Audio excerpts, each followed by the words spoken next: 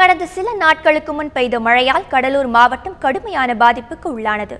இந்த நிலையில் அடுத்த 2 நாட்கள் மீண்டும் கனமழை பெய்ய வாய்ப்புள்ளதாக வானிலை ஆய்வு மையம் தெரிவித்துள்ளது.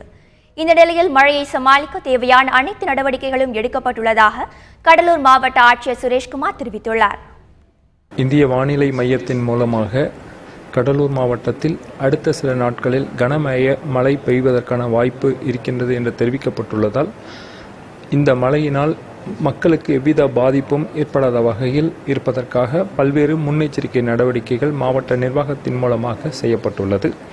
குறிப்பாக எந்தெந்த பகுதிகளில் அதிக வெள்ளம் வருவதற்கான வாய்ப்புகள் என்று கண்டறியப்பட்டு அந்த கிராமங்களில் எல்லாம் முன்னெச்சரிக்கை நடவடிக்கைகள் மேற்கொள்ளப்பட்டுள்ளது. குறிப்பாக அந்த ஒவ்வொரு கிராமத்திற்கும் இப்பொழுதே 2 மூட்டை அரிசிகள் மற்றும் குடிநீர், பாதுகாக்கப்பட்ட குடிநீர் போன்றவைகள் எல்லாம் ஏற்பாடு செய்யப்பட்டு தயார் நிலையில் வைக்கப்பட்டுள்ளது.